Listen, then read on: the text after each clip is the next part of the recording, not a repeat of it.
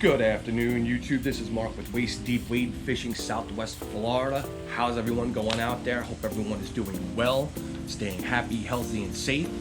I want to say thank you to everyone who's been tuning in, sharing my videos, liking them, subscribing to them. Thank you very much, and I'm going to do my best to put the best content I possibly can out there for all my local fishermen and fisherwomen. So, today, jumping right into the topic. 5 beginner mistakes most wade fishermen make. And there's many more, but these are the big 5. These are the ones that I know they make consistently. So I want to address it, and hopefully by putting out this video, it's going to help them out. Number 1. Success off of past results. I'm guilty of this from time to time. Give you an example. Favorite flat I like to go to, a favorite blowdown, piece of structure, favorite set of potholes, sandbar, example. I do it. I'm not gonna lie. But I know when to do it. That's the difference. Okay? Because I follow the trends. I know when the fish are gonna be there, I know when they're not.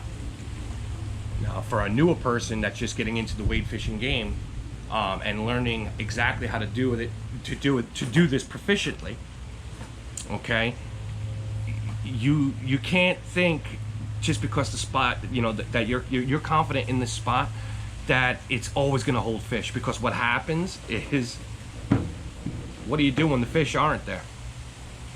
So now you've wasted all this time driving to the spot to find out that the fish are not there when you could have been at a spot 2 hours earlier, hooked into a 30-inch red or a 24-inch trout.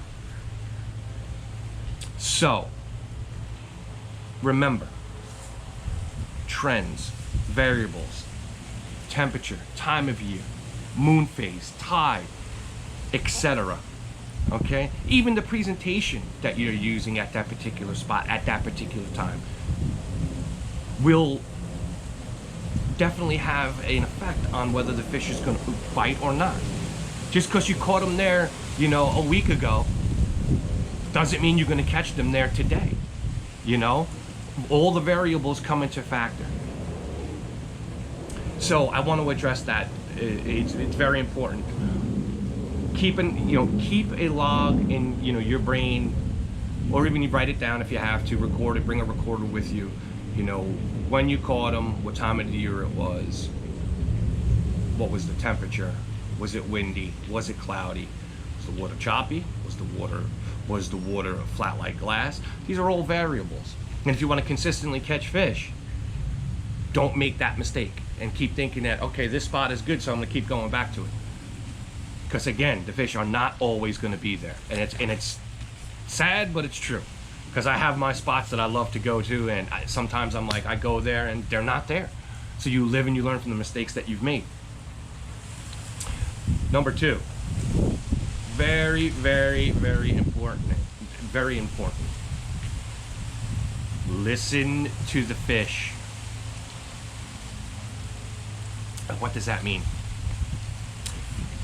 Pay attention to how you caught your first fish. The cadence that you use. The depth of your lure, the color. Are you jigging it? Are you swimming it?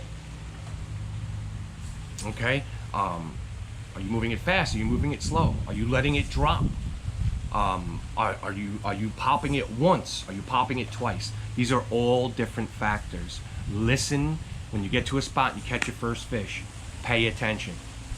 Remember how you caught that first fish. 9 out of 10 times. The next time you go out there, okay, or I shouldn't say go out there, the next couple of throws that you do down that run on that flat, I'm pretty sure if you keep the same presentation within a certain period of time, you're going to catch another fish. Moving on to number 3. And everybody knows this guy, because I know a few of them. The guy who switches lures all day long. Cast for 5 minutes, ties on another lure. Cast for 5 minutes, ties on another lure. If you're out there fishing with your friend, okay, pay attention. Again, listen to the fish. Pay attention to what is working. Okay? Switching lures all day isn't gonna work for you. Bring your confidence lures with you. Okay? The ones that you've mastered or are learning to master. Okay? And if you're just starting out, get a few baits like the ones I mentioned in my videos. Okay? And try those. Learn from them until you can use them like a pro. Okay, until you know that you have 100% confidence. Okay, I know how to use this lure. You don't need a box of lures. Just bring a couple of them with you to cover the areas that you need. Which leads us into our next topic. Okay, and again, very, very important. And people tend to agree or disagree with this. I've done my research and I've also got my experience. So we're gonna go with accuracy versus distance. Okay? Which one is heavier? Which one outweighs the other? Most will agree accuracy trumps distance in most scenarios. But when you first get on the flat and you can't identify anything, okay, maybe you couldn't get onto Google Maps that morning, and it's a new area and you need to cover ground, by all means throw a lure that you can put as far as you possibly can, cover as most ground as possible. But that's not always going to be the scenario. Okay, you'll get to a flat on a nice day out, the water's clear, and you'll see a set of potholes, or you'll see an oyster bar, or you may just see a school of mullet.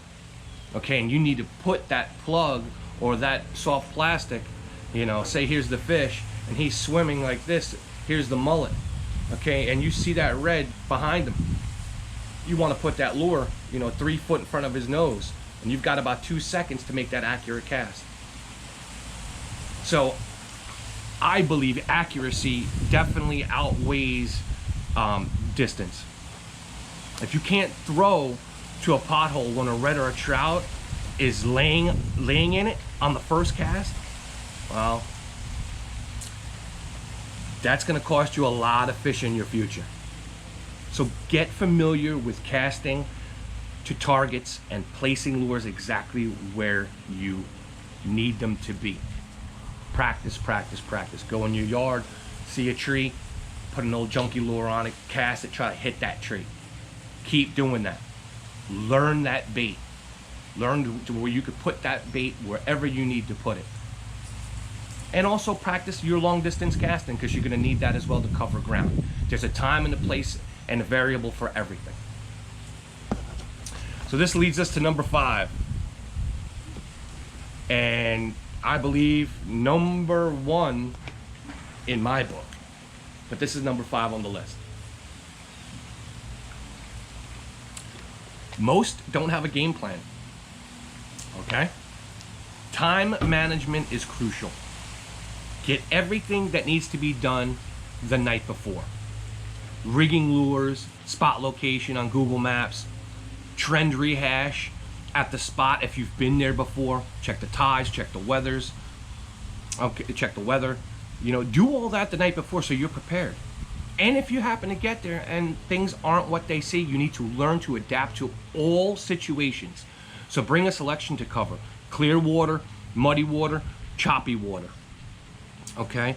Also, bring the lures that cover the top of the water column, the middle of the water column, and the bottom of the water column. Okay?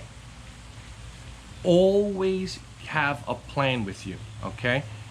And I promise you, if you follow these little tricks and little tips that I'm giving you down the line, it will help you catch more fish in the future.